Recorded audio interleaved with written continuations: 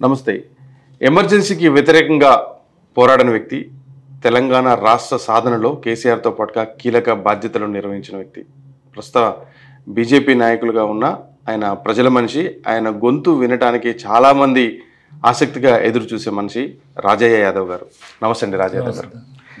రాజన్నగా పిలుచుకుంటాం, రాజయ్య యాదవ్ గారు అని పిలిచి మిమ్మల్ని దూరం చేయలేము. రాజన్న అనే పిలిచి మాట్లాడతానన్నా మీరు యాక్సెప్ట్ చేయాలి నన్ను. తప్పకుండా. నన్ను అందరు రాజన్నే అన్నారు, కానీ టీఆర్ఎస్లో రాజయ్య యాదవ్నైనా అందరు అంతకంటే ముందు నేను రాజన్నే. నన్ను టీఆర్ఎస్లో కూడా చనువుగా పిలిచేటోళ్ళందరూ రాజన్నగానే పిలిచిండ్రు. ఆత్మీయులంతా రాజన్ననే అంటారు. ఈవెన్ దో కేసీఆర్ కూడా రాజన్ననే పిలిచేది. నోరార పిలిచిండు, కానీ కడుపులా ఏం పెట్టుకున్నాడో ఏమో ఇంత దూరం చేసుకున్నాడు. కానీ ఆయన దూరం చేసుకున్నాడు, నేను దూరం అయిపోయినా. మాట్లాడదాం రాజన్న, అవన్నీ మాట్లాడదాం. అంతకంటే ముందు అసలు మీ ప్రస్థానం ఏ ఊరు మీది, ఎక్కడి నుంచి, మీరు ఎంతవరకు చదువుకున్నారు, ఎంత గొప్పగా మాట్లాడటానికి ఆయన తర్ఫీదా, చదువుకోవటమా, ఎట్లా వచ్చింది, ఎట్లా అబ్బింది అసలు ఇది? మాది ఊరుగొండ, ఇప్పుడు ప్రస్తుతం దామెర మండలం ఉన్నది. ఒకప్పుడు ఆత్మకూరు మండలం ఉండే.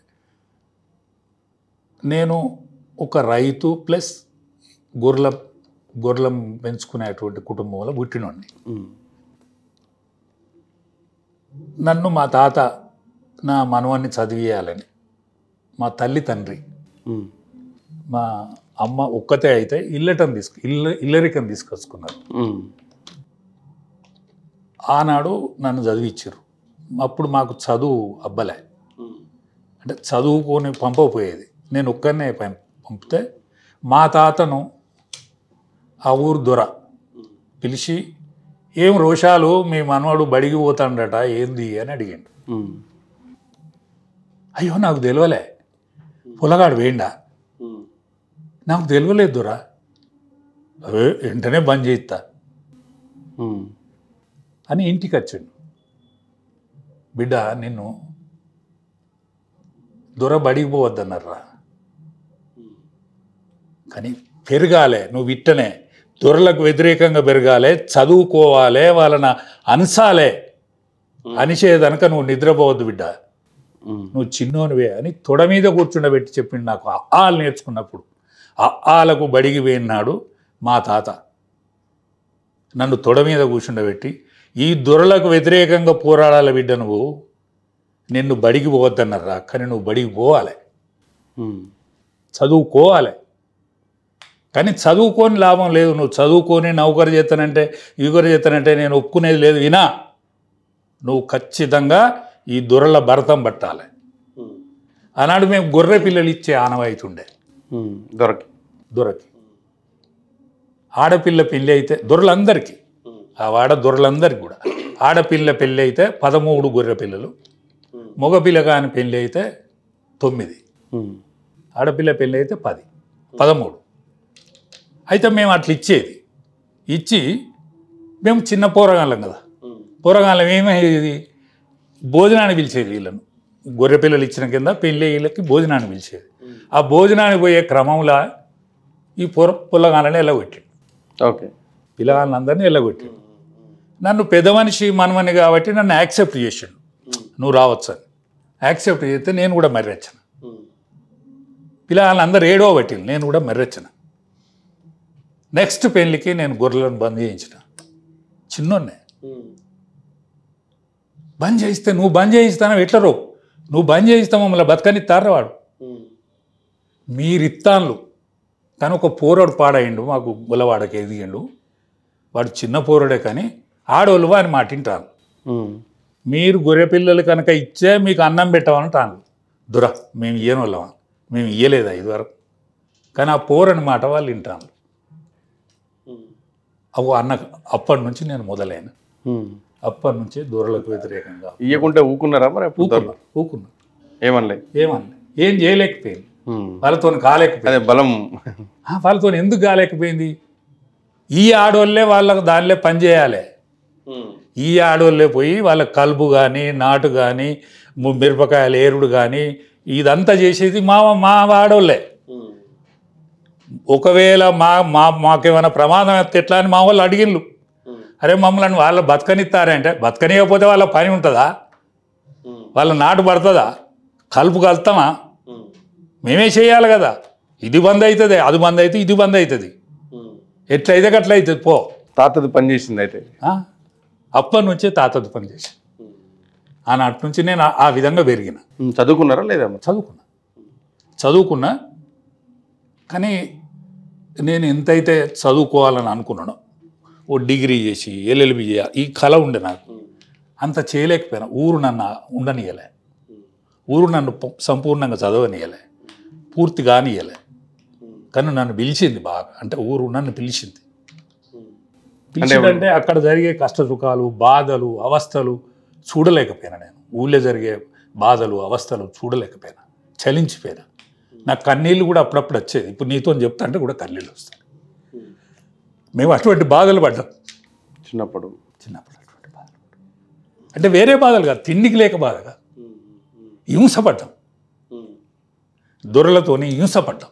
అంటే ఆ హింసల నుంచే వ్యతిరేకత పుట్టిందా? అదే అప్పట్లో అంటే ఒక్కటే ప్రత్యామ్నాయం ఉంటున్నాయి కదా, దొరల్ని వ్యతిరేకించాలంటే నక్సలైట్గా మారాలని అనుకున్నా. అట్లాంటి అభిప్రాయం మీకు కూడా వచ్చింది? నేను అనుకున్నా, పోతానని అనుకున్నా. 78లో నేను పోతాను అనుకున్నా. నాకు అప్పుడు ఒక్కడే కొడుకు, ఇంకో బిడ్డ పుట్టలే. అయితే మాకు అత్త లేదు, మామ ఉన్నాడు. బండి పెట్టేందుకు అక్కడికి వస్తుంది, ఆమె ఆడ గోలి, అక్కడ ఆమె గోలి ఇటు వెళ్ళిపోయినా. ఇక నేను నాకు కావాల్సిన వాళ్ళు, నాకు పగవాళ్ళు ఎవరైతే ఉన్నారో వాళ్ళందరినీ చంపాలనేది ఆనాటి నిర్ణయం. కానీ జంగారెడ్డి రాక, సరే ఆయన గెలుపు ఆ లైన్లో వెళ్ళిపోయి నేను జనతా పార్టీలో కంటిన్యూ అయ్యి. అంటే అంతకంటే ముందు రాజకీయంగా ఏమైనా ఉండేనా ఊర్లో చేసి? అంటే నేను పంచాయతీ బోర్డు మెంబర్ అయినా. అంతకంటే ముందు ఆనాడు పంచాయతీ బోర్డు మెంబర్గా కూడా యునానిమస్ అయినా నేను. ఆనాడు పంచాయతీ బోర్డు మెంబర్ కూడా యునానిమస్ అయినా. ఎందుకంటే నన్ను అట్లా ఆ ప్రేరణ అట్లా తీసుకొచ్చింది. నేను పంచాయతీ బోర్డు మెంబర్ అయినా కానీ యునానిమస్ అయినా. నాకు ఎదురు నిలబడేందుకు కూడా మనస్కరించలే. ఇప్పుడు ఒక ఆయనే తెనుగోళ్ళు నిలబడ్డారు, నాకు వ్యతిరేకంగా నిలబడితే, మామ నువ్వని ఉండు నేనన్ను ఉంటేనే మనకు పోటీ అని పోయినా. నువ్వే ఉండయ్యా, నువ్వే ఉండు బిడ్డ, నేనుండా అని ఆయన విరమించుకున్నాడు. విరమించుకుంటే నేను యునానిమస్ అయినా. ప్రత్యక్ష రాజకీయాల్లో పోటీలు ఇంకేమన్నా? నేను సర్పంచ్ అయ్యే అవకాశం ఉండే, కానీ ఊరు గ్రామ రాజకీయాలు నన్ను సర్పంచ్ను కానియకుంటుండే, ఉంచినాయి. కానీ నేను చెప్పినోడే సర్పంచ్, నేను పెట్టిందే వేదం ఆనాటి నుంచి ఊళ్ళే. నేను ఎవరు సర్పంచ్ అంటే వాళ్ళు సర్పంచ్ అయ్యేది. ఒక టర్ములో యునానిమస్ సర్పంచ్ చేసాం, కానీ రాజయ్య పంచాయతీ బోర్డు మెంబర్ ఉండకుండానే. ఓకే, యునానిమస్ రాజయ్య ఎవరిని చెప్తే వాడే సర్పంచ్, కానీ వాడు పంచాయతీ బోర్డు మెంబర్ కూడా ఉండద్దు. ఎదుటి పక్షం అంటే దొరల పక్షమే. ఎస్, నా రూలింగ్ జరగాలి తప్ప నేనే ఉండాలని నేను ఎన్నడూ అనుకోలే. నా యొక్క ఆలోచన విధానాన్ని ఇంప్లిమెంట్ చేసేటోళ్ళు కావాలి తప్ప నేనే ఉండాలని నేను ఎన్నడూ అనుకోలే. రైట్. అయితే ఇప్పుడు భావజాలం ఏమో నక్సలైట్ భావజాలం, దొరలను ఎదిరించే భావజాలం. మరి జనతా పార్టీ వైపు ఎట్లలేదు? జనత ఆనాడు ఎమర్జెన్సీకి వ్యతిరేక పోరాటం కదా.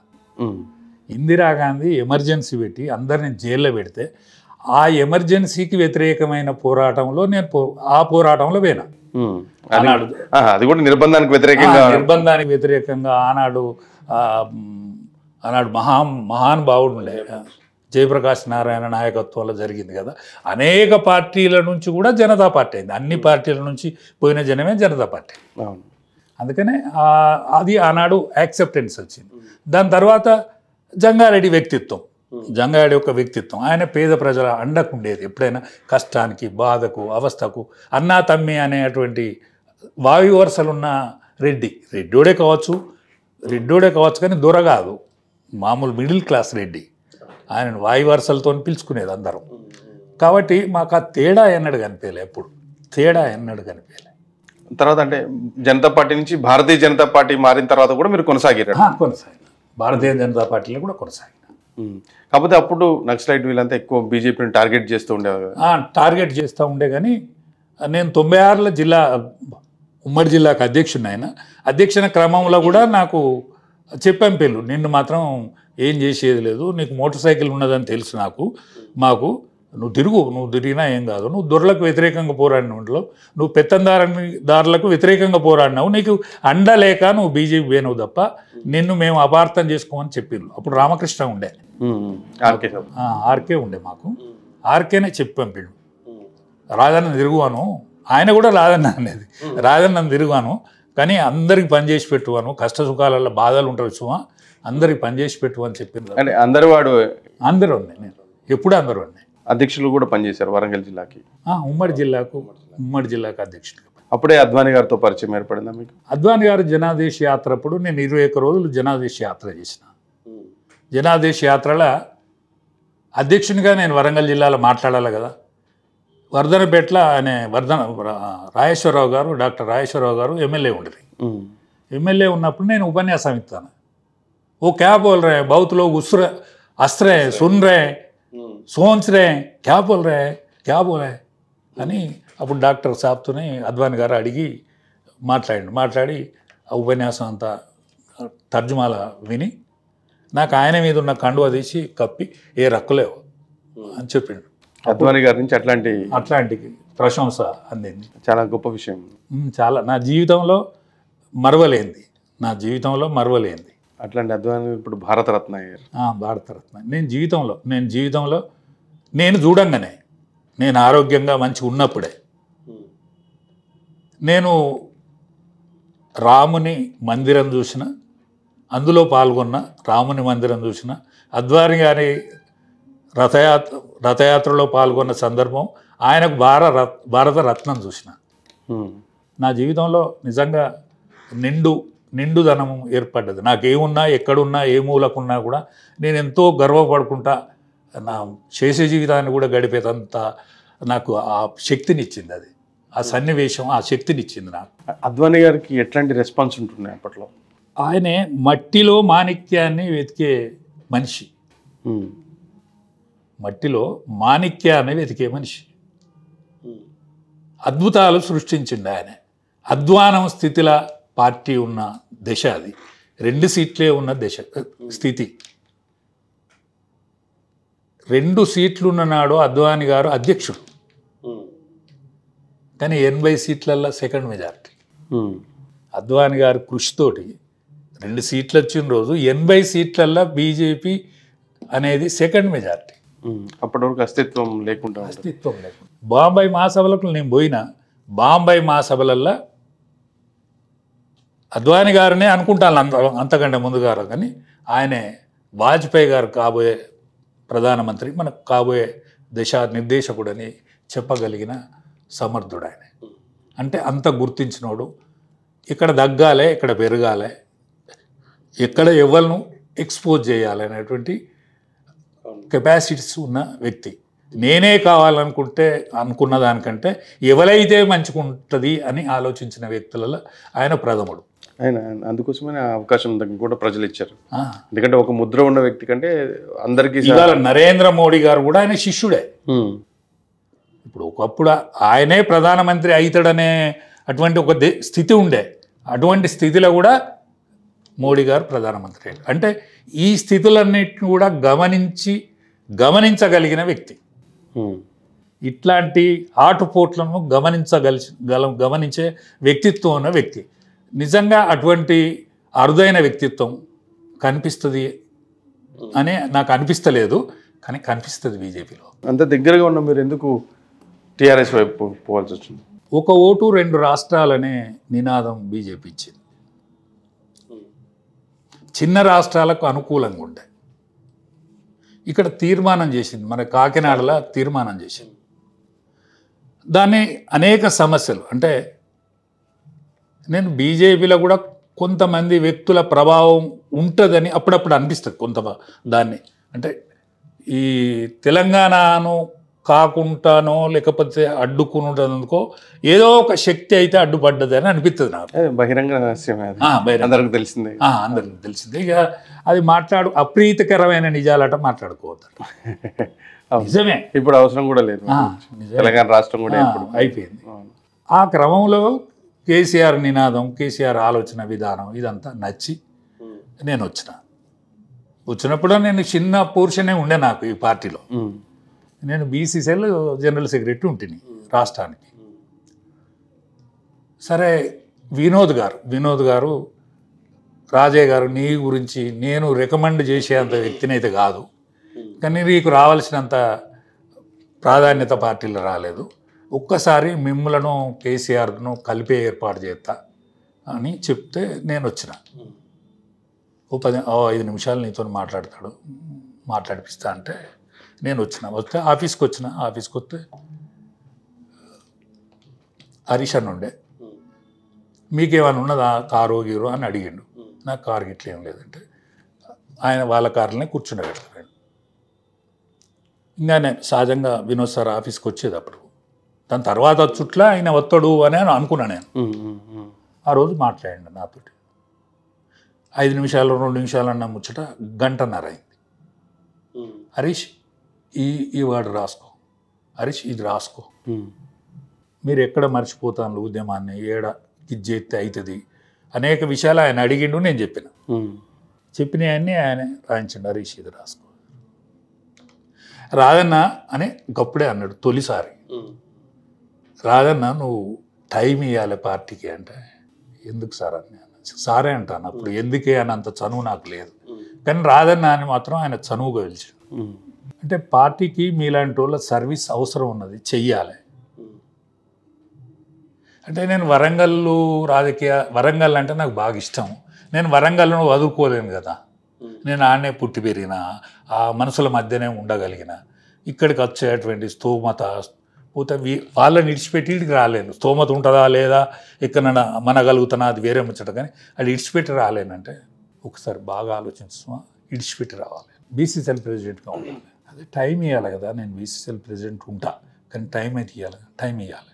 నేను ఎవ్వరు నువ్వే టైం ఇస్తానో నిన్నే చేస్తానా, నేను ఎవ్వరు నువ్వు నా దగ్గర 15 రోజులకు వస్తాను వినోద్, నువ్వు 15 రోజులకు ప్రాధాన్యం తీసుకొని రావాలి. ఇంకా వినోద్ సార్ బాగా ఆయన ఒత్తిడి మేరకు సరే చూద్దాం ఏమున్నదని వచ్చిన. కేసీఆర్ గారు పిలిచి కూడా మీకు ఒక అవకాశం కల్పించాలంటే, అంతకుముందు మీరు చేసిన కొన్ని పనులు ఉన్నాయి, ఎన్సిటిసి రుణాలు తీసుకురావడం విషయంలో, గొర్రెలకి తీసుకురావడం, ఇవన్నీ పనిచేసినాయి అంటారా? అసలు అవి ఎలా సాధించగలిగారు? అప్పటికే చాలా పెద్ద మీటింగ్ పెట్టినట్టున్నారు మీరు. నేను బీజేపీలో ఉండంగానే ఈ గొర్రెలకు ఈ నాబార్డు రుణం రాకపోయేది. తుమ్మ చెట్లు చెరువు కట్టకుంటే తుమ్మ చెట్లు కొట్టనియకపోయేది. వాళ్ళే దొరలో లేకపోతే సర్పంచ్ ఏమన్నా నమ్ముకునేది తప్ప వీళ్ళను ఎంటర్ కానియకపోయేది. అయితే తుమ్మ చెట్టు మీద మాకే హక్కు ఉండాలని ఒక తుమ్మ చెట్టు బొమ్మను ఒక గొర్రె బొమ్మ వేసుకొని నేనే కరపత్రాలు వేసుకొని నేను ఒక్కనే వరంగల్ జిల్లా మొత్తం తిరిగిన. అన్నాడు ఒక 10,000 మందిని జమ చేసిన. దానికి అనుకూలమైన విషయం ఏంటంటే గొర్రెలు బాగా విపరీతమైన వర్షాలు కొట్టి చచ్చిపోయినాయి. ఆ కారణంగా అనేక మంది స్వచ్ఛందంగా వాళ్ళ ట్రాక్టర్లు వాళ్ళే పెట్టుకొని వచ్చారు. తెలుగుదేశం గవర్నమెంట్ వచ్చింది, అందులో ఏరి కోరి అందరు యాదవులను, యనమల రామకృష్ణుని, సంగంరెడ్డి సత్యనారాయణను, చిమటా సాంబును, రామచంద్రారెడ్డి పార్లమెంట్ మెంబర్ ఉండే ఆయన, వాళ్ళందరిని కూడా పిలిచి రిప్రజెంటేషన్ ఇచ్చి ఆనాడు నేను ఫస్ట్ ఉపన్యాసం అది నాది. ఫస్ట్ ఉపన్యాసం ఇచ్చిన. అన్నాడు వడ్లకొండ నరహరి అని సిపిఎం పార్టీలో 3 టర్మ్లో ఏమో ఆయన సమితి ప్రెసిడెంట్ ఉండే, ఆయన అధ్యక్షతన మీటింగ్ పెట్టిన నేను. నేను బీజేపీని, ఆయన కమ్యూనిస్టోడు అధ్యక్షతన మీటింగ్ పెట్టి తెలుగుదేశం పార్టీ నాయకులను పిలిచిన. అంటే ఆనాటి నుంచి నా కులం మీద నేను చిన్నప్పటి నుంచి తపించిన తపన, ఆ తపన కోసం తపించిన తపన అది అట్లా పోయి మళ్ళీ దత్తాత్రేయ గారు ఒక స్థాయికి పోయినాక, జంగారెడ్డి గారితో కొంత పని చేయించినాక దత్తాత్రేయ గారితో అది మొత్తం వీళ్ళకి ఇవ్వాలి, గొర్రెలకు ఇవ్వచ్చు, గొర్రెలు గడ్డి మెత్తాయి, మేకలు చెట్లను మెత్తాయి అనేది కేంద్రం కనుక తీసుకుపోయి దాన్ని సవరణ చేయించి నాబార్డు రుణం వచ్చేటట్టు ఆనాడు ప్లాన్ చేసిన. ఆ ప్లాన్ అక్కడికొచ్చి సరే ఇప్పుడు వీళ్ళు నాశనం చేసిన దాన్ని, కానీ నన్ను ఫస్ట్ చైర్మన్ అయితే దానికి అయినా, కానీ ఫస్ట్ చైర్మన్ అయ్యి ఏం పురుషార్థం చేసినట్టు మా వాళ్ళను ఏం చేయలే. టీఆర్ఎస్కు మన కేసీఆర్కు ఓటు బ్యాంక్ మలిచిన తప్ప వాళ్ళ కడుపు అయితే నింపలే. చర్చిద్దాం దానివల్ల ఆ అంశానికి వచ్చినప్పుడు చర్చిద్దాం. అట్లని కాదు కానీ నేను మాట్లాడిన విషయాలను అది కూడా ఒక కారణము. నేను మాట్లాడిన విషయాలకు కేసీఆర్ గారు ప్రభావితమైన ఆనాడు ప్రభావితమై ఈయనను బీసీసీఎల్ ప్రెసిడెంట్ కనుక పెడితే బాగుంటుంది అనేటు యోచనకు వచ్చిండు. సరే, ఆయన ఒత్తిడి మేరకు వినోద్ గారు చెప్పిన పని మేరకు నేను యాక్సెప్ట్ అయినా. ఆయన నన్ను బీసీసీఎల్ స్టేట్ ప్రెసిడెంట్ చేసిన తర్వాత వివిధ కుల వృత్తులు ఏమి యాక్టివ్గా ఉన్నాయి, కునారిల్లిపోయిన కుల వృత్తులు ఏంటి, ఎవరెవరు ఏం చేస్తాను, ఒక బుక్లెట్ చేసిన, అంటే ఒక పుస్తకమే తయారు చేసి ఒక పెద్ద భారీ మీటింగ్ పెట్టి ఈ కేసీఆర్ను పిలిచి దాన్ని ఆవిష్కరించడం జరిగింది. ఆనాటి నుంచి ఈ కులాలకు వృత్తులకు ఏం చేయాలి ఏం చేయొద్దు ఇది జరిగిన క్రమం. ఆ తర్వాత చాలా నిర్ణయాలు తీసుకోవడం జరిగింది. ఆయన ఏ కులాన్ని ఎట్లా దగ్గర తీసుకోవాలి, ఎవరిని ఎట్లా చేయాలి అనేది కేసీఆర్ మైండ్లో కూర్చుండబెట్టడానికి ప్రముఖ సాధనమైన ఆనాడు. ఎట్లా మీరు అత్యంత సన్నిహితులయ్యారు? మెదక్ జిల్లాకి ఇన్ఛార్జిగా ఎలా వ్యవహరించారు? అంటే 10 మంది పార్టీల నుంచి ఎమ్మెల్యేలు వెళ్ళిపోయిన క్రమం. వెళ్ళిపోయిన క్రమంలో ఆలే నరేంద్ర గారు వరంగల్కి వచ్చి వరంగల్కి వస్తే అప్పుడు మాకు 2 ఎంపీలు ఉండేది, వినోద్ గారును మన నాయక్ గారు. 2 ఎంపీలు ఉండేది. ఆనాడు మసోనాచారి వీళ్ళందరూ వచ్చారు. వస్తే ఆ మీటింగ్లో మాట్లాడే అవకాశం నాకు దొరకలేదు. కానీ 5 నిమిషాల కండిషన్ మీద దొరికింది. 5 నిమిషాలు మాట్లాడాలనే కండిషన్ మీద. ఎందుకంటే చారి సాబు ఆధ్వర్యం ఎక్కువ ఉండేది కదా. చారి సాబ్ అంటే నాకు ఆయనకు ఏదేం కాదు కానీ వీడెందుకులే అన్నట్టు ఏదో ఉండే. కానీ వినోద్ గారు ప్రోత్సాహం ఏంటంటే రాజయ్య గారు నువ్వు తప్పకుండా మాట్లాడాలి అంటే 5 నిమిషాల కండిషన్ అనేది దొరికింది. నేను 1 అవర్ మాట్లాడాను. కేసీఆర్ గారు కాలు ఇరిగి అక్కడ ఉండే.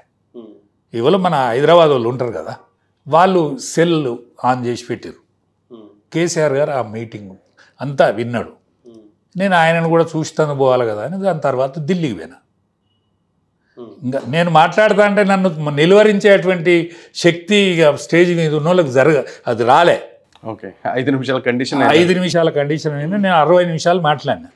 కానీ నన్ను నివారించే బలం ఇక వాళ్ళకు రాలే. ఎందుకంటే ప్రజలు బాగా లేచిండ్రు, ఈలలు కొడతాను, సప్పట్లు కొడతాను, ప్రజావాణి కదిలినట్టే వరకు ఇక వాళ్ళు నివారించలే. ఈ విషయం అంతా కేసీఆర్ గారు విన్నాడు. విన్న తర్వాత నేను ఆయనను చూస్తాను పోతే ఒకరోజు కలిసి గడిపినాం, అన్నే తిన్నాం. నేను వినోద్ సార్ ఇంట్లో పండుకున్నా. మళ్ళీ తెల్లారిపోయి అన్న నేను పోతాను, ఇక నాకు టికెట్ కన్ఫర్మ్ అయింది, మళ్ళీ పోయేటందుకు పోతానంటే పోలేదు గీయలేదు పటు. ఎందుకంటే ఏనా మనసు నిమ్మలం కాలే. అరే సంతోష్ అంకులు ఫ్లైట్లో పోతాడు, టికెట్ తెప్పి 2-3 రోజులు ఉండిపో. అరే మనసు నిమ్మలం కాలేదంటే ఏం చేస్తావు పోయి? ఉంటానే ఇక సరే. నీకు బట్టలు తెచ్చుకున్నావు, మరి నువ్వు బట్టలు తెచ్చుకోకపోతే ఎగబెట్టి వెళ్తావు సువా అంటే తెచ్చుకున్నా, బట్టలు తెచ్చుకున్నా.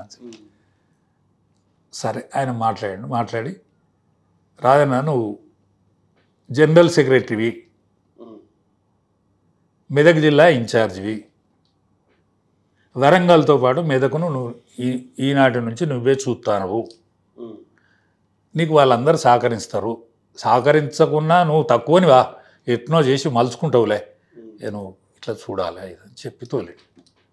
అప్పుడు ఇక నాకు చిన్న కారు ఉండే, ఇదంతా ఏడ కూర్చొని అప్పుడు పెద్ద కారు కొనుక్కొని ఇక అట్లా 8.5 సంవత్సరాలు అక్కడనే. ఆయన నియోజకవర్గానికి మీరు ప్రాతినిధ్యం, ఆయన ముఖ్యమంత్రి అయిన రోజు ఆయన సొంత నియోజకవర్గానికి నేనే ఇన్ఛార్జ్, ప్లస్ మెదక్ జిల్లా మొత్తం ఇన్ఛార్జ్. సరే నాకు హరీష్ గారి తోడు కూడా ఉండేది.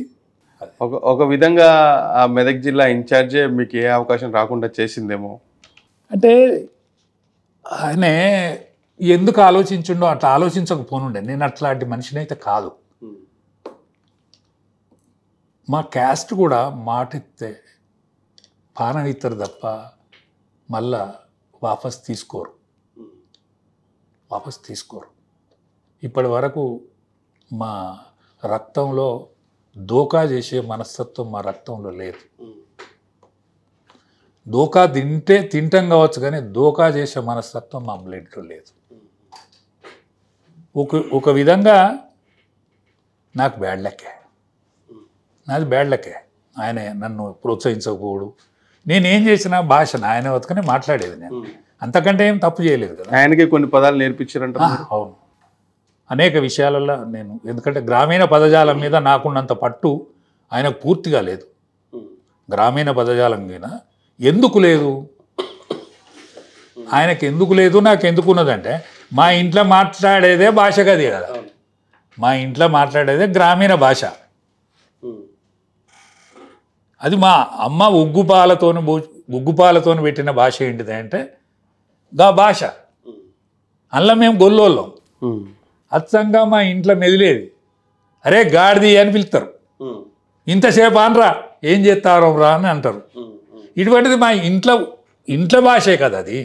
ఇంట్లో భాష అయ్యే వరకు నాకు ఊళ్ళోనే పెరిగిన కదా, ఊళ్ళో రాజకీయాలు చేసిన కదా, అనేక పంచాయతీలు, అనేక బాధలు, అవస్థలల్లో పాలు పంచుకున్నాను. కాబట్టి నాకంటే ఆయనకు గ్రామీణ పదజాలం మీద పట్టు తక్కువ. ఆ పట్టు తక్కువతోటి నా మీద ఈర్ష్యపడ్డా అయిందని అనిపిస్తుంది. రూపం ఆయన కర్రెగుంటాడు, నేను ఎర్రగుంటా, నేను దోతి కడతా, నా హావభావాలు ఆయన కంటే బాగుంటాయి. ఆయన బక్కగుంటాడు, నేను మోస్తరుగుంటా. కానీ ఇవి చూడకపోనుండే అంటే ఆయన మాట్లాడటానికంటే అధ్యక్షులుగా మీరు మాట్లాడినప్పుడు వచ్చిన రెస్పాన్స్ చాలా ఎక్కువ ఉండేదని కూడా చెప్తుంటారు చాలామంది మెదక్ జిల్లా. సరే, రెస్పాన్స్ అంటే దాన్ని మనం కొలిసి పెట్టలేం కదా, అట్లని దాచుకోలేం కదా. నువ్వు అడుగుతాను, నేను చెప్తాను. అట్లని నా కడుపులో వచ్చింది, నేను మారే ఏమన్నా అనుకుంటాడని మలుచుకోలేను కదా. ఎందుకంటే భాషనుకున్న గొప్ప వరం ఏంటంటే నువ్వు వద్దనుకుంటే అది మరలిపోతే మళ్ళీ రాదు. భాషను కానీ గాత్రం కానీ ఏది కానీ మారే నాకు అద్దాయి అనుకుంటే అది మరలిపోతే మళ్ళీ రాదు. ఇప్పుడు మన దగ్గర కళ్ళు లేని వాళ్ళు కూడా రామసక్కటి పాటలు పాడతారు. ఏంటిదంటే అది భగవంతుడిచ్చిన వరం. భగవంతుడిచ్చిన వరాన్ని నువ్వు కాదనేదందుకు నువ్వు ఎవరిని? వరాలు శాపాలుగా వారిని. నాకు వరం శాపమైనా, నేను శాపమైనా బాధపడతా కావచ్చు, కానీ నాకు ఆయనకి ఇవాళ ఆసరు లేదు కదా, ఇవ్వడు ఆసరు లేదు కదా, దిక్కు లేదు కదా. నీ సంతానం ఏమన్నది, నీ సంతానం ఏమైంది? వాళ్ళకు నువ్వు తోడి పెట్టినంతసేపే, నువ్వు చేయించినంతసేపే తీసుకున్నారు కదా. ఇప్పుడు వట్టిగా మాట్లాడతా అంటే చెడిపోతాను కదా. నీ కోసం మాట్లాడే ప్రతి ముచ్చట నీకు చెడిపోతాను కదా. ఇవాళ పార్టీ కోసం కానీ కేసీఆర్ కోసం కానీ మాట్లాడే ప్రతి మాట చెడిపోతాను కదా. ఇంత దగ్గర ఉన్న ఎందుకు దూరం చేసుకున్నారు? నన్ను దూరం చేసుకుంటే కాదు, అనేక మందికి నా అటువంటి వాళ్ళని దూరం చేసుకుంటే ఈ దుస్థితి. నేనే కాదు, నేనే తుడుంకాను, నేనే తోపుగాను అని చెప్తలేను. నేనో ప్రముఖులల్లా నేనో ప్రముఖులల్లా ఆయన ఇంటి మనిషి బతుగా అర్ధరాత్రి కనుక మేము కలిసి బతికి, కలిసి ఉండి, కలిసి తిని, నేను ఆయన మంచం కనుక తీసుకుపోయి పడుకోబెట్టిన వ్యక్తిని. ఓసారి బాధ అనిపిస్తుంది, కళ్ళకు నీళ్ళు వస్తాయి. ఎందుకు చేసుకున్నాడు? ఏమక్కరా? ఏమొచ్చింది? నన్ను బాధ పెడితే ఏమొచ్చింది? ఆయనకేమొచ్చింది చెప్పు. ఈ రాష్ట్రానికే కాదు, ఆయన భావజాలాన్ని, ఆయన యొక్క వ్యక్తిత్వాన్ని ఈ భారతదేశమే కాక ప్రపంచమంతా అనుకునే రోజు ఉండు కదా. ఎందుకయింది? ఎవరి మీద ప్రేమ? ఎవరి కోసం? ఆయనకు తెలియకల్లుడు, కెపాసిటీ ఉన్నాడు. నేను అనేక మందిని చూసినా కానీ అంత కెపాసిటీ, ఆ లీడర్షిప్, ఆయనకున్న చనువు, చొరవ నేను ఇంకో లీడర్ లోపల చూడలే. ఆయనకు ధృతరాష్ట్రునికున్నంత ప్రేమ సంతానం మీద ఉన్నది.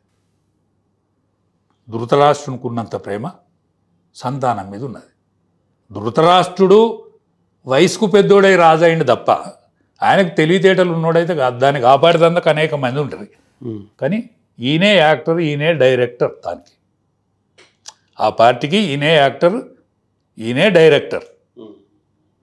ఏ పాత్రలను అయితే ఎన్నుకున్నాడో ఆ పాత్రల వలన బొల్తాపడ్డాడు, దెబ్బతిన్నాడు. హరీష్ను వాడుకుంటే తప్పు లేదు, కానీ సంతానాన్ని వాడుకునే బొల్తపడ్డాడు. మా అటువంటి వాళ్ళని దూరం చేసుకొని ఆసరు లేకుంటాయి. మీ అందరిని బయటికి పంపించడం ఆయనకు శాపంగా మారిందా? ఖచ్చితంగా. ఇవాళ ఏముంటుంది? శాపం కాకపోతే ఏంది? ఇవాళ తలకాయ నరికితే మొండెం నడుతుంది తెలుసా మీకు? మొండెం అడ్డం రానంతసేపు మొండెం నడుతుంది తలకాయ కటక్కన పోయిన తర్వాత. ఇప్పుడు మొండెం నడుతుంది, టీఆర్ఎస్ మొండెం నడుతుంది. ఏదన్నా పార్లమెంట్ ఎన్నికల తర్వాత మొండెం అడ్డం పడుతుంది. అప్పుడు ఎవరి దిక్కు? అప్పుడు ఈ పార్టీకి ఎవరి దిక్కు? అతి గతి ఉంటుందా? మళ్ళీ వచ్చే ఎన్నికలలో పోరాడేందుకు పార్టీ ఉంటుందా? మాట్లాడేందుకు పార్టీ ఉంటుందా? ఇప్పుడు ఎన్ని పార్టీలు కనమరుగ్గాలే. ఇప్పుడు మనం చూస్తాను, చరిత్రలో చూస్తాను, ఎన్ని పార్టీలు కనమరుగ్గాలి. ఇదెంతసేపు ఎన్ని పైసలు, ఎన్నో డబ్బులు సంపాదించిన వాళ్ళు ఎంతమంది దివాలు చేయాలి.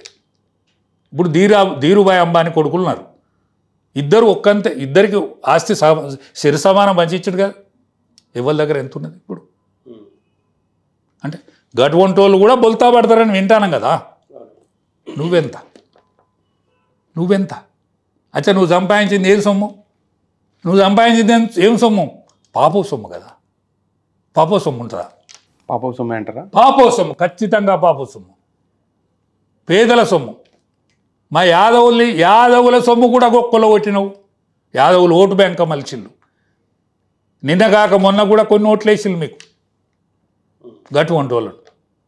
గొర్రెలు ఇచ్చిర్రు, గొర్రెలు 21 చైర్మన్ చేసిర్రు మిమ్మల్ని. 21 అనిస్తే నేను అన్నా, అరే మా వాళ్ళు మాట తప్పనోళ్ళే, వృధా చెయ్యరే, చెక్కియే డైరెక్ట్ కొనుక్కుంటారు పాపం, డైరెక్టర్ చెక్కి అంటే ఇన్లే పెడచెవిన పెట్టిండు మాట. ఆయన ఊళ్ళో ఆయన కాన్స్టిట్యున్సీలో మొట్టమొదటి సమావేశం పెట్టిండు. ఏది గొర్రెలది, ఏది ఈ రుణం ఇచ్చుతాను. సభాధ్యక్షత ఎవడు వహించాలా? చైర్మన్ వహించాలా? ముఖ్యమంత్రి వహిస్తాడా? చైర్మన్ వహిస్తారు సాధారణ. ముఖ్యమంత్రి కాబట్టి వహించిండే. ముఖ్యమంత్రి అయితమే అయింది, ఆయన అయితే పెద్దోడు కదా అని అనుకున్నా. దేశభక్తి శ్రీనివాసన్ మాట్లాడు అన్నాడు ఫస్ట్. ఆయన చెప్పాలి సభాధ్యక్షుడు కాబట్టి. దేశభక్తి శ్రీనివాస మంచిగా మాట్లాడు కావచ్చు అనుకున్నాను. దాని తర్వాత ఏం చేసిండు? మంత్రితో మాట్లాడించాడు. అరే వీని మనసులో ఏదో వచ్చిందా, దిక్కి ఎందుకు రోగం పుట్టిందో, ఈ రోగం అయితే మంచిది కాదు, ఇది ఇంతటితో ఆగుతుందని నేను అనుకుంటలేను. నాకు ఆనాడే అనుమానం వచ్చింది. 21 గొర్రె ఎక్కడి నుంచి తెచ్చుకోవాలి? ఆంధ్ర నుంచి తెచ్చుకోవాలి, లేకపోతే కర్ణాటక నుంచి తెచ్చుకోవాలి, లేకుంటే మహారాష్ట్ర నుంచి తెచ్చుకోవాలి. 21 గొర్రె వచ్చే వరకే అవి కొన్ని మధ్యలోనే చచ్చిపోయేది. ఇక్కడికి వచ్చినాక ఆయన చచ్చి. దీనివల్ల ఏం లాభం కాలేదా గొల్లలకు? ఎంత మాత్రం లాభం కాలే, మొత్తం నష్టం. ఇవాళ డిపాజిట్లు ఉన్నాయి, ఇంకా ఇప్పటి వరకు తీసుకొని వనవాసం ఈగుతాను పిల్లలు, పాపం బిడ్డలు వనవాసం ఈగుతాను. ఎంతమందిని కోసుకొచ్చుకోవాలి. హింసపడ్డారు, గోసపడ్డారు, బయటకు వచ్చారు, ఓడించే ప్రయత్నం చేశారు, ఓడించారు. మీరేమో తల దిగింది, మొండమే ఉంది, తట్టుపడుతుంది అంటున్నారు. కానీ మళ్ళీ మాదే అవకాశం అనేది ఇప్పుడు మళ్ళీ కేసీఆర్ కానీ, కేటీఆర్ కానీ, మిగతా బీఆర్ఎస్ నేతలు కానీ చెప్తున్న మాటలు. కానీ జనం అనుకుంటలేదు కదా నీకు. ఇప్పుడు మొన్నటి ఎన్నిక ఎట్లయింది? కాంగ్రెస్ పార్టీ ఒక పావులు గదుపుట్ల బ్రహ్మాండంగా పావులు గదుపులు, ఇది జైనింగ్స్ కానీ లీడర్షిప్ను ఆకట్టుకునే విధానం కానీ. ఇప్పుడు ఇంకా ఖమ్మం ఉన్నది, ఇంకా శ్రీనివాసరెడ్డి సాబ్, పొంగులేటి శ్రీనివాసరెడ్డి సాబ్, ఇంకా ఇంకో మాజీ మంత్రి, వీళ్ళందరినీ జమ చేసుట్లా ఆ పర్సనాలిటీస్ను సరి చేసుట్లా వాళ్ళు సక్సెస్ అయింది. కానీ 10 సంవత్సరాలు ఆశ వదులుకున్న తెలంగాణ మీద ఆశ వదులుకున్న కాంగ్రెస్ పార్టీ ఎవడు వస్తుంది అనుకున్నాం. అంటే ఒక్కటే ఇక్కడ బాగా ప్రభావితమైంది ఈ ప్రాంతం అంతా. నక్సల్స్ ఉద్యమం మనం ప్రభావితం కావడానికి, ఇప్పుడు స్వాతంత్ర ఉద్యమం అంటే ఇక అది చాలా రోజులు అయిపోయింది కదా. నక్సల్స్ ఉద్యమం గుర్తున్నది, ప్రభావితమైంది. అన్యాయం తెలిసింది, న్యాయం తెలిసింది. మనిషికి అన్యాయం తెలిసింది, న్యాయం తెలిసింది. ఎవడు మంచి చేస్తాడు తెలిసింది, ఎవడు చెడు చేస్తాడు తెలిసింది. దాని తర్వాత మొదటి తెలంగాణ ఉద్యమం, మన ప్రాంతం మనకత్తే ఏం లాభం అనేది తెలిసింది. మన ప్రాంతం మనకత్తే ఏం లాభం. అది అయిపోయాక కేసీఆర్ ఉద్యమం, టీఆర్ఎస్ ఉద్యమంలో మా లాంటి వాళ్ళు అనేక మంది పాల్గొన్నారు. మేము లీడర్లమే కాదు, ఊరూరా వంట వార్పు పేరు మీద ఎంత అంటే ఇవాళ ఎవ్వలం వంట వార్పు చేస్తాం, ఇవాళ ఏ కులం, ఇవాళ ఎవ్వలు అని ఊరూరా ఇంటింటికి ప్రతి మనిషి ఉద్యమంలో పాల్గొన్నాడు. ప్రతి మనిషి ఆడామోగా సకల జనులు అనుకున్నాం. సకల జనులు కూడా పాల్గొన్నారు. సకల జనులు పాల్గొన్న తర్వాత ఎవ్వరు ఏం చేసినా కూడా టీఆర్ఎస్ గెలిచింది. అది చైతన్యం వచ్చింది, టీఆర్ఎస్ గెలిచింది, కేసీఆర్ ముఖ్యమంత్రి అయింది. అంటే జనం అనుకుంటే అయిపోయింది కదా. ఆనాడు రూపాయి లేదు కదా మన దగ్గర, మనం పైసలు ఖర్చు పెట్టలేదు కదా. మనం మీటింగులు చేసుకున్నాం అంతే. మీటింగులు చేసే వరకు ఎవరిని కాళ్ళు పట్టుకున్నాం, ఎవరిని కడుపులో తలకాయ పెట్టినాం. ఆ మీటింగుల మందం తీసేందుకే బ్రహ్మ కష్టం ఉండే. ఎందుకంటే స్వయంగా నేను ఉన్నోని కావచ్చు, స్వయంగా నా కాంట్రిబ్యూషన్ ఉండే కాదు. 2 జిల్లాల్లో అయితే ఉండేది కదా. 2 జిల్లాలనే కాదు, నన్ను కరీంనగర్ ఇన్ఛార్జ్ ఒకప్పుడు. నేను మెదక్ జిల్లా పోను, మళ్ళీ కరీంనగర్. ఖమ్మంలో ఎవరు కుదురుతలేరని ఖమ్మం ఇన్ఛార్జ్, ఎవరు వస్తలేడు. భద్రాచలంలో మీటింగ్ పెట్టడానికి నేను పోయి ఆడ ఉండే. ఇవన్నీ తిరిగినాం కదా. ఇప్పుడు మహబూబ్నగర్లో సభ్యత్వం అయితే లేదు, లేకపోతే ఏదో అయితే లేదంటే మహబూబ్నగర్ అందరం కలిసిపోయి కలవడుతుంది ఆడ కూడా. అంటే అనేక జిల్లాలల్లో తిరిగిన నాకు షేర్ తెలుసు కదా నాకు. ఆనాడు మనకు ఇవ్వాలన్నా లేకున్నా మన భావజాలాన్ని నమ్మిండ్రు జనం. కొంత రిజల్ట్ ప్రాంతంలో రావచ్చు, రాకపోవచ్చు, కానీ మెజారిటీ జనం యాక్సెప్టెన్స్ చేసింది కదా. దాని తర్వాత మన కొంటెదనాలని తెలిసినాయి. తర్వాత మన ప్రభుత్వంలో 5 ఏళ్ళల్లో శక దాకింది. ఏం శక? దళితుడే ముఖ్యమంత్రి అంటే. నిన్ను అన్నాడా ఎవడన్నా? పెద్ద సెక్షన్ కదా, వాళ్ళని ఆకట్టుకోవడానికి అంటివి అంటే చెయ్యకపోయినావు. కానీ నాయన నరసింహారెడ్డిని హోమ్ మినిస్టర్ చేసినావా? ఆయనదేమన్నా నడిచిందా? మహమ్మద్ అలీ హోమ్ మినిస్టర్ ఉండే, ఆయనకేమైనా తెలిసిందా? ఆయనదో నడవలే, ఈయనకేం తెలియలే. అట్లనే నువ్వు దళిత ముఖ్యమంత్రిని చేయకపోయినావు. ఏమో నీ కొంపలు ఆర్చున్నా వాడే స్వతంత్రించి చేసిన. కానీ ఈయనకు ఏదో ఫికర్, ఏదో భయం. దబ్బున వీడేం చేస్తాడో వీడెప్పుడు ఉల్టా అవుతాడు అని భయం తప్ప. ఈటెల రాజేందర్ ఏం చేసిండని నీకు చెప్పు. ఎన్ని బస్సుల కిరాయిలు, ఎన్ని జీవుల కిరాయిలు, ఎన్ని మీటింగుల ఖర్చులు, ఎన్ని మైకులకు. నువ్వు మెట్లే దిగపోతే కిందికే రాకపోతే మంది వస్తే భయానికి వాళ్ళు ఏమంటారు అని. రాజేందర్ ఫోన్ కొట్టు అంటే వాడు వీడో సంతోషం పోయి ఆ ఫోన్ కొడితే రాజేందర్ రాను, నేను ఇయ్యాలిస్తా, రేపిస్తా అని పైసలు గాలబెట్టుకున్నాడు కదా. ఆయన మొత్తం సంసారం జలగడుక్కున్నాడు కదా. ఏమైంది మరి? ఆయన నిన్నేమి చేసు అట్లే మంత్రిగా ఉంటే నీకేమవు? ఇప్పుడు నన్ను రాజ్యసభ పంపుతున్నాడు, పార్లమెంటు పంపుతానన్నాడు. విజయశాంతి అప్పుడు పార్లమెంటు పంపుతాననేది నిండుగా ప్రేమ ఉండే ఆయనకు, ఏ మాట కామాట చెప్పాలి. ఇంకా మల్కాజ్గిరి కావాలని మల్కాజ్గిరికి పంపుతానని పొత్తుల రాకుండా రాకపోయాను అని చెప్పాను. నేను రాకపోయాను భయం. ఎమ్మెల్సీకి ఎందుకు పంపలే? నా బోటుని ఎమ్మెల్సీ ఎందుకు చేయాలి? ఆ బడుగులింగా నాతో అనేది అన్న నాకేదన్నా నామినేటెడ్ పదవి, ఏది పార్టీ పదవి, నువ్వు ఏది చెప్తే అది కేసీఆర్ ఇంటెడ్ అంటే వాడిని తీసుకొచ్చి రాజ్యసభ పంపించి. నేనే బండప్రకాశ్ అన్న నాకు బాగా దగ్గర ఉండేది. ఆయన కాంగ్రెస్ పార్టీ, నేను బీజేపీ. అయినా మేము మంచి దోస్తులం. అంటే ప్రకాష్ మంచి తెలికలోడే, కష్టపడతాడు, బాగా రైటరు, ఆయన బాగా తెరపని చేస్తాడు. ఆయన తీసుకుంటే నేను రాజ్యసభ అడిగింది, ఆయన రాజ్యసభ పంపుతుంది. నేను అడగను అని చెప్తివి. బస్సురాజు సారే 104 లేనోడు ఆయన. ఎమ్మెల్యే గెలిచిండు, అన్నీ చేసిండు. 104 లేనోడు ఆయన ఎమ్మెల్సీ చేయొద్దని అంటలేను. ఇసోంటి వాళ్ళందరినీ సెలెక్ట్ చేసుకుంటేవి, మా అసోంటి వాళ్ళందరినీ కానకుండా చేతివి, మూలకు పడేతివి. ఎందుకు భయపడ్డాడు ఈటెల రాజేందర్కి? ఇప్పుడు ఆయన ఈయన ఉండంగా కేటీఆర్ని చేస్తానంటే ఆయన ఎందుకు అవుతాడు, నేను కావాలని అంటాడా? అనడు.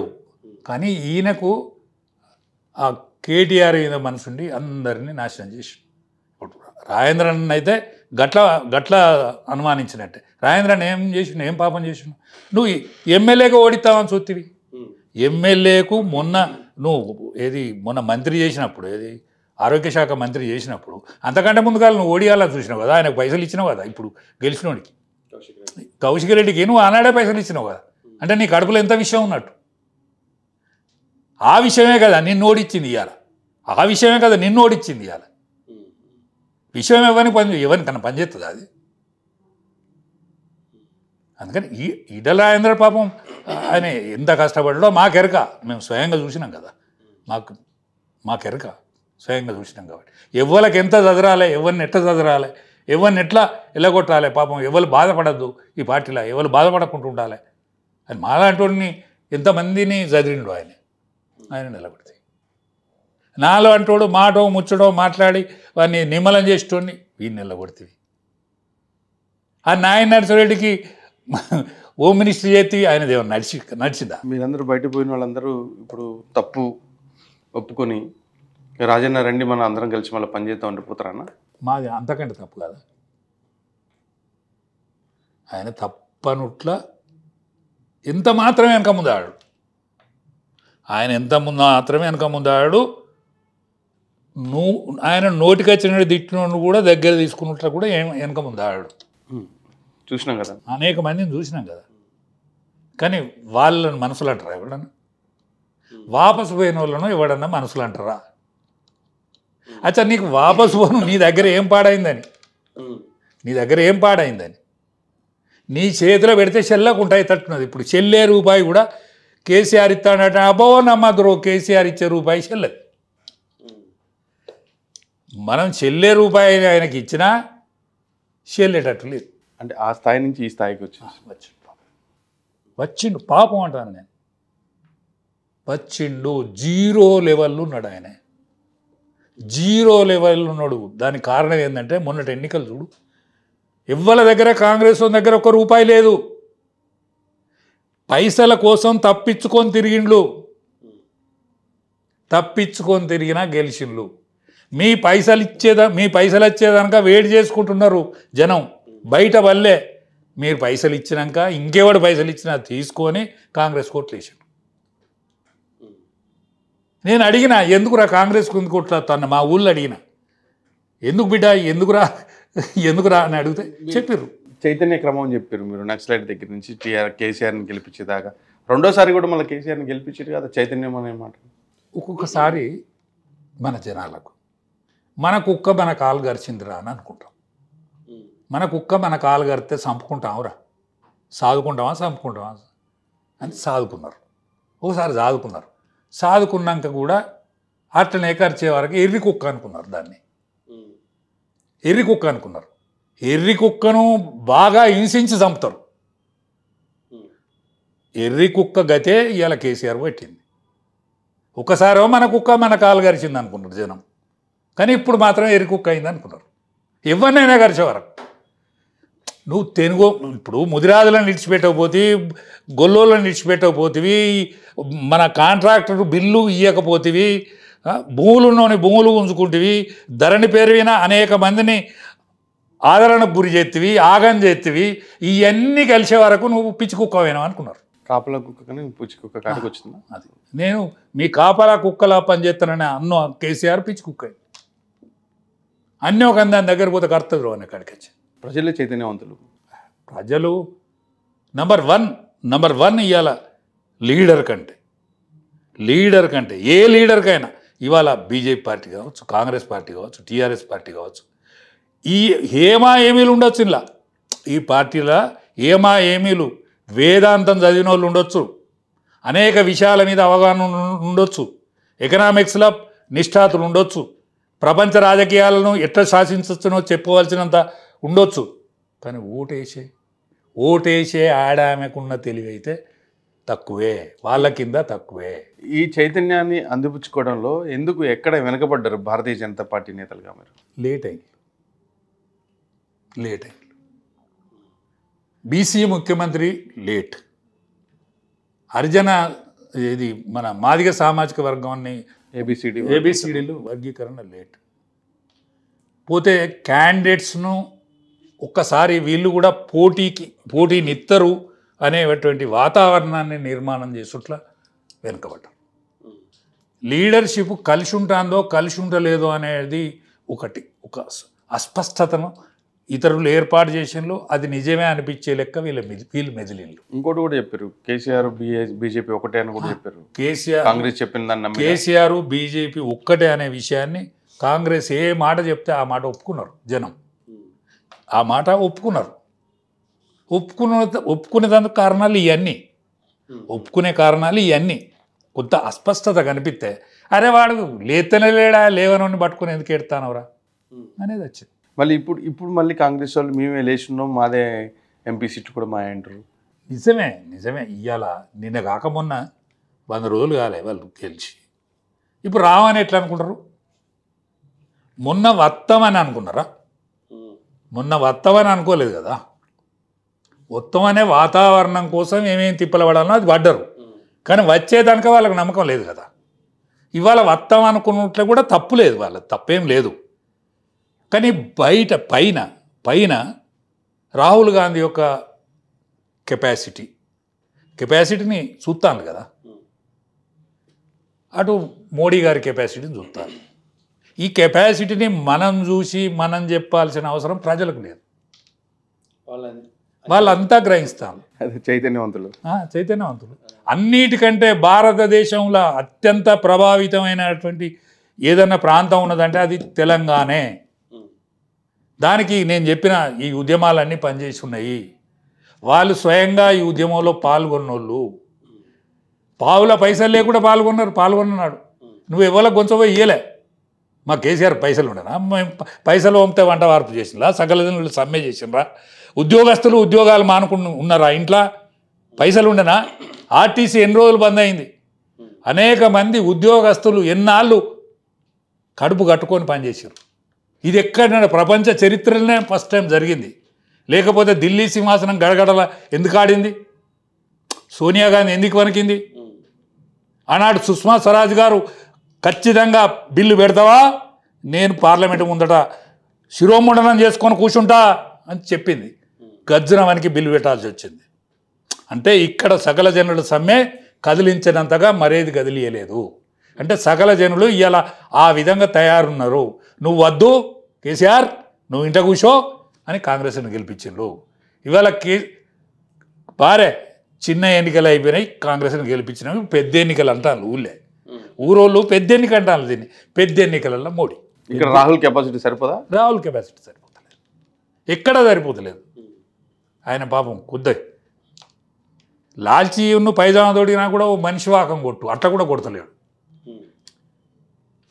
లాల్చి పైజామా దొరికినా కూడా రాహుల్ గాంధీ ఆయనే అనేటట్టు అట్లా కూడా మనిషి వాల్కం అని కనిపించలేదు. మనిషి వాల్కం అనేది ఒకటి ఉంటుంది, మనిషి సైజబుల్ అనేది ఒకటి ఉంటుంది. లీడర్కి ఒక డ్రెస్ ఉంటుందండి. ఎందుకంటే రాజులో కిరీటం పెట్టుకొని రాజు ఉండేది. లీడర్ కూడా ఒక డ్రెస్ కోడ్ ఉంటుంది. నువ్వు లీడర్ డ్రెస్ కోడ్ వేయాలి కదా. అట్లాంటిది ఉన్న ఒక మనిషిగా చూస్తాను. అట్లా కూడా ఎక్కడికి వస్తలేడు కదా ఆయన. ఛాన్సే లేదంటారు. ఛాన్స్ ఏందో మాత్రం ఎక్కడ కనిపించలేదు. ఇలా సర్వేలు ఇవన్నీ చెప్తానే. ఆ సర్వేలు చెప్పేదాంట్లో నిజమే ఉన్నదని అనిపిస్తుంది. ఎందుకంటే నేను గ్రామంలో పుట్టినోడిని, నేను అనేక విషయాలల్లో తిరిగినోడిని. నాకు నూనూగు మీసం వచ్చిన రోజు ఉన్నా. నాకు రింగుల ఎంటికలు ఇట్లుండే. ఇప్పుడు ఒక్క ఎంటిక కూడా లేకుండా అయింది. నూనూజు మీసం కాదు, నాకు ఒక్క ఎంటిక కూడా లేక. సరే భగవంతుడు ఇచ్చిన ఆరోగ్యం మీ ముందట మాట్లాడేటువంటి భాగ్యం కలుగుతాను తప్ప నేను అనేక విషయాలలో, అనేక కష్టసుఖాలలో, అనేక సాధక భాగాలలో నేను మెదిలినోడిని. నాకు కూడా కనిపిస్తుంది అట్లా. ప్రజానీకం చెప్తాను, అనేక మంది చెప్తాను, అనేక సర్వేలు చెప్తానే నా ఓటును కూడా అనిపిస్తుంది. కాంగ్రెస్కు అవకాశం లేదు. కానీ ఈ ప్రభుత్వం మీద బీఆర్ఎస్ మళ్ళీ ఒక నీటి విషయంలో అన్యాయం జరిగింది, 10 ఏళ్ళు కాపాడినాం, పరాయి పాలన చేస్తున్నారంటూ కేసీఆర్ కృష్ణా జలాల మీద మీటింగ్ పెడతా అంటున్నారు రేపు ఎల్లుండి. అరే నువ్వు ఏం చేసినావు భయ్? నీకు ముఖ్యమంత్రి అయినావు కదా, నువ్వు ఏం చేసినట్టు ఇన్నాళ్ళు గోదావరి నీళ్ళ పేరు, కృష్ణానది నీళ్ళ పేరు చెప్పే కదా నువ్వు ముఖ్యమంత్రి అయింది. మన వాట కృష్ణాలో లేదు, మన వాట గోదావరిలో పోయిందని గోదావరికి అడ్డుకట్ట ఏదో కట్టబోయి మీద ఏది గ్రావిటీ ద్వారా నీళ్ళు వచ్చేదాన్ని కిందికి జరిపి కట్టి అందులో ఎంత రావాలనో అంత రాబట్టుకొని దాన్ని కూలగొట్టే పని ఇవాళ కూలిపోయే దశలో అది ఉన్నది. కృష్ణానది నీళ్ళు ఏం చేసినావు? అసలు జగన్కి అమ్మినావా? నువ్వు ఉన్నప్పుడు జగన్కి ఇట్లా అమ్మినావా? ఎందుకంటే ముందు పైసలు ఇస్తాడు, ఆయన తీసుకున్నావా? జగను ఏదైనా చేయగలిగిన సమర్థుడు అని అంటారు. మరి నిన్ను కూడా కొనుక్కున్నాడా? 9.5 సంవత్సరాలు నువ్వు ఏం చేసినట్టు? పదవి పోయినప్పుడు ఇప్పుడు 100 రోజులు కాంగ్రెస్ వాళ్ళు వచ్చి 100 రోజులు కాలే, ఈ నీళ్ళు ఇప్పుడే పోయినాయి అని మాట్లాడుతున్నావు. ఈ 9.5 సంవత్సరాలు ఏమైనాయి? నువ్వు అమ్మినవా నీళ్ళు జగన్కు? అది చెప్పు. అమ్మితే చెప్పవా? నేను అమ్మినా? నువ్వు మన జగన్మోహన్ రెడ్డి వచ్చి నేను పరామర్శించిపోయాడు కదా, ఆయనే మన ఇప్పుడు ముఖ్యమంత్రి కూడా వచ్చిపోయాడు కదా. నేను అమ్ముకున్నా గీతకు, నువ్వు కూడా అమ్ముకోమని చెప్పకపోయినావు ఆయనకు?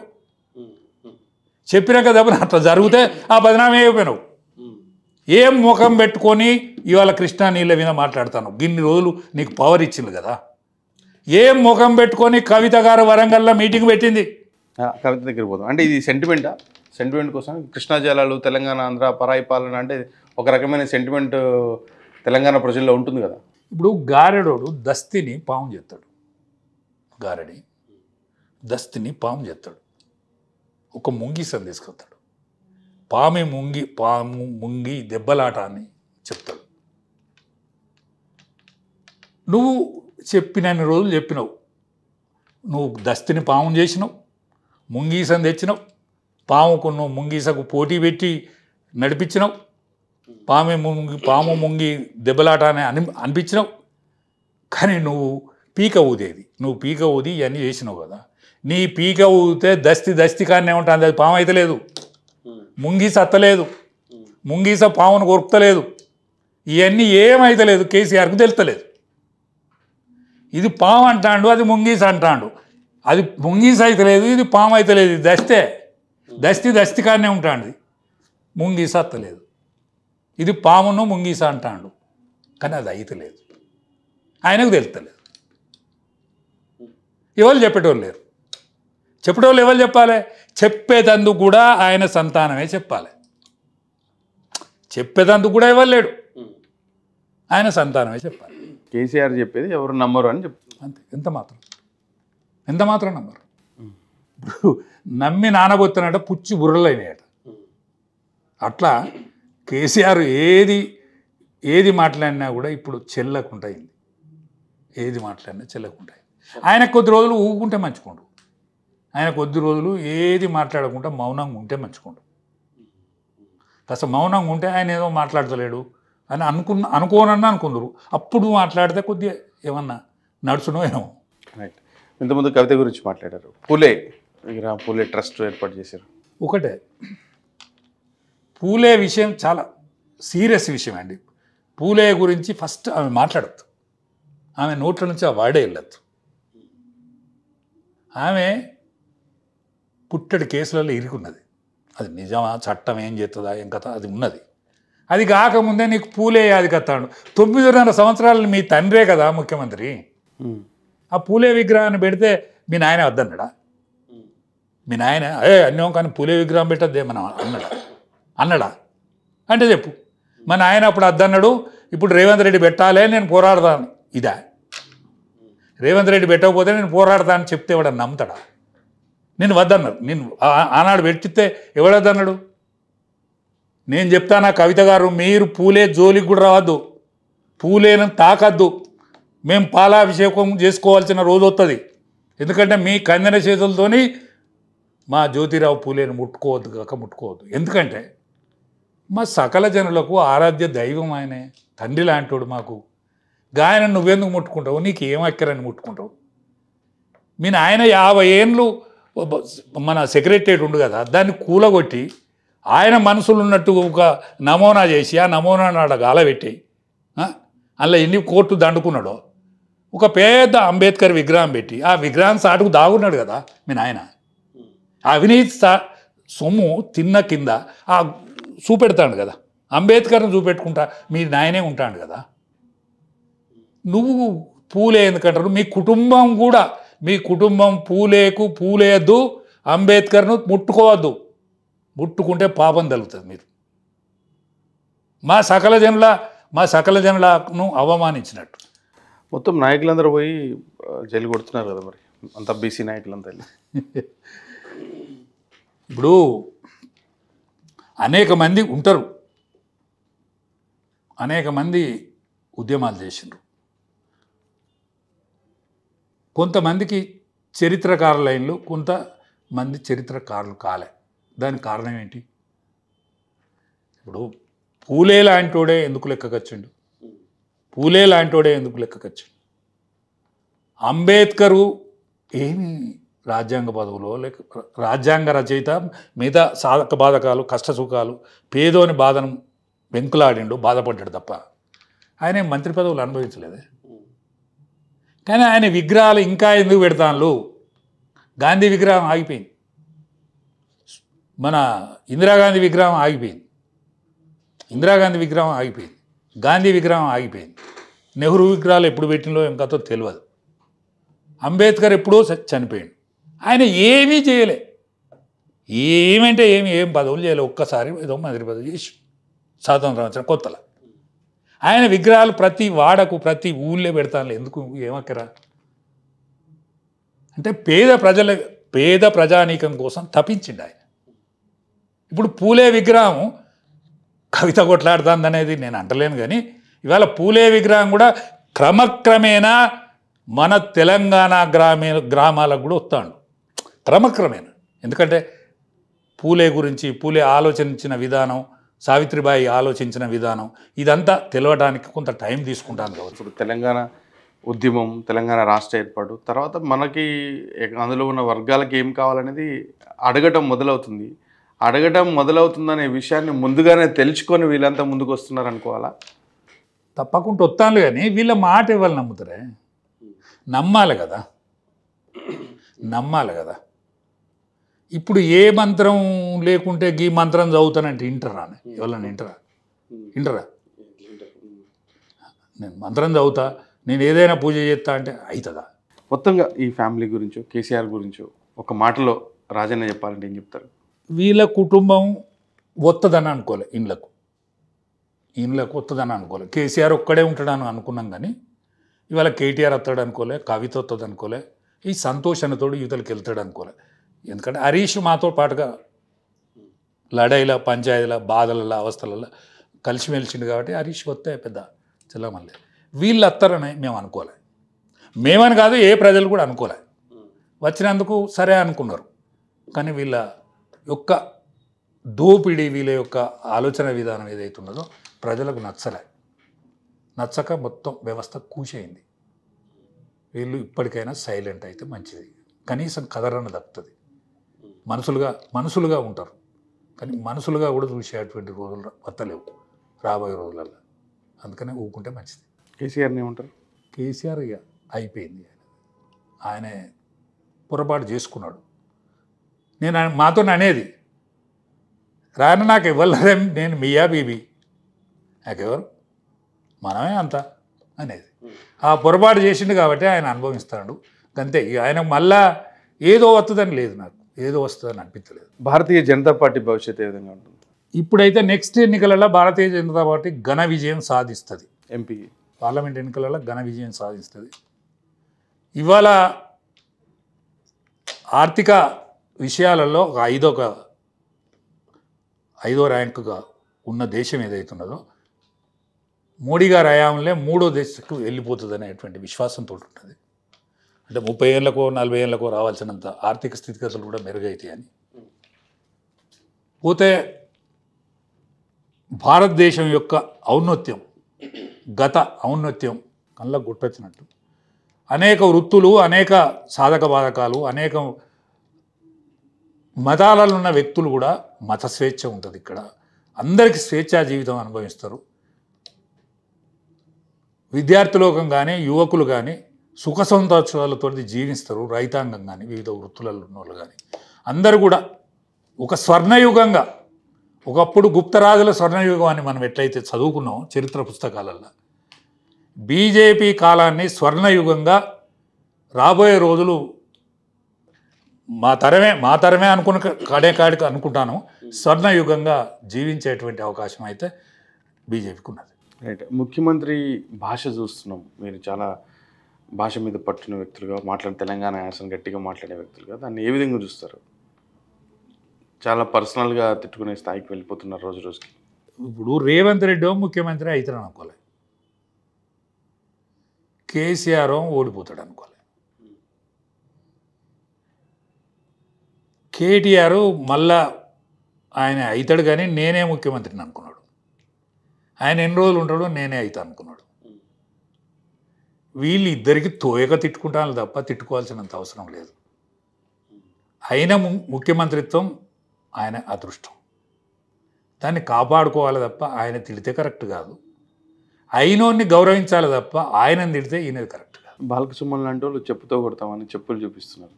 ఆయన సంస్కృతికి అది, ఆయన స్టాండర్డ్కి అది. బాలకసుమన్ పార్లమెంట్ మెంబర్ అయిండు, బాలకసుమన్ ఎమ్మెల్యే అయిండు. కానీ ఈ పదవులతోటి ఎదుగుడు కాదు కదా. పదవులు వచ్చినంత మాత్రాన ఎదగాలంటే కష్టమే కదా. ఆయన సంస్కృతి గది, ఆయన స్టాండర్డ్ గది, ఆయన స్థితి గది. రేపు ఈయన మళ్ళీ ఎన్నికలకు పోతున్నాను అంటాడు కదా, పోతే వాళ్ళు ఏమంటారు, నువ్వెందుకు వస్తాను ఎవరో చెప్తాను కొడతా అంటే మంచిదా అనొచ్చునా వాళ్ళు అంటారు, అనిపించుకుంటాడు ఈయన. ఎవ్వరు ఏ లైన్లో పోతామో ఆ లైన్ మనకు ఎదురవుతుంది. ఏదైతే సెలెక్ట్ చేసుకుంటామో అదే మనకు ఎదురవుతుంది తప్ప ఇంకోటి కాదు. మంచిది కాదు. నేను బాలకసుమన్ కూడా నేను చెప్తాను, ఎందుకంటే తమ్ముడు చిన్నోడు, నాకు కూడా సన్నిహితంగా ఉండేది. తొందరపడద్దు, మిడిచిపడ్డోళ్ళు ఏమైండ్లు, తొందరపడద్దు, మంచిది కాదు. ఫైనల్గా ఒక మాట చెప్పండి రాజన్న, ఎట్లున్నారు మీరు? మంచుకున్నా. ఆరోగ్యం అయితే కొద్దిగా గొప్ప ఆరోగ్యం అయితే మంచిగానే ఉండదు, సాతి చేస్తుంది, ఆరోగ్యం మంచిగానే ఉన్నా.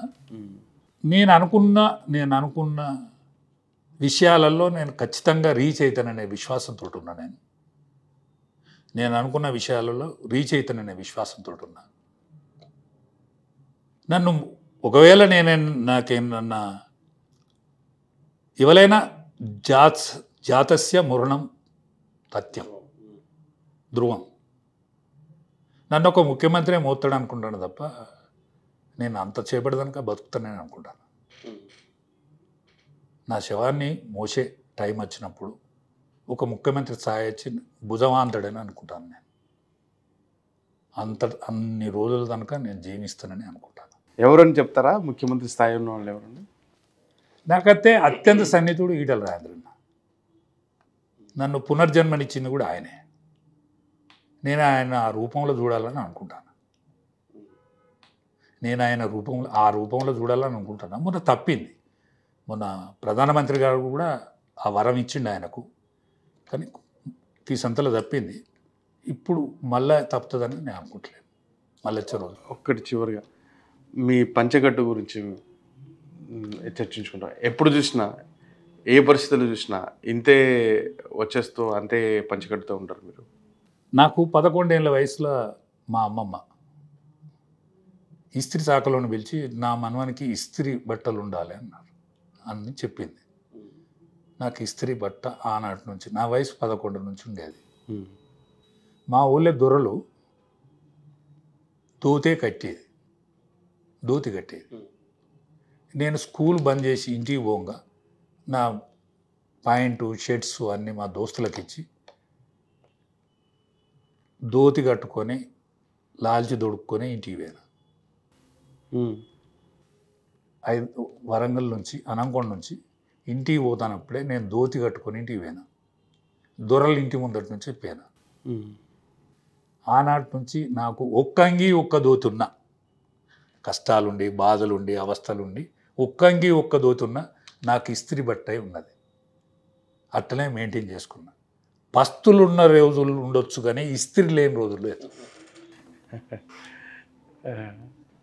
పస్తులు పన్నా కానీ ఇస్త్రీ లేకుండా నేను ఉన్నట్లే. అదే ఎక్కి ఏడవచ్చు కానీ మీరు బయటపడటం మాత్రం చాలా తక్కువ సందర్భాలు. అవును, అది నువ్వు నన్ను కదిలించే విషయాలు మాట్లాడినావు కాబట్టి నాకు ఆయన కన్నీటి చుక్క కూడా అట్లా వచ్చి ఆగింది అంతే తప్ప. రైట్ రాజన్న, మీరు మంచి ఆరోగ్యంగా ఉండాలని, మీరు అనుకున్నది కావాలని కోరుకుంటున్నాం. Thank you so much.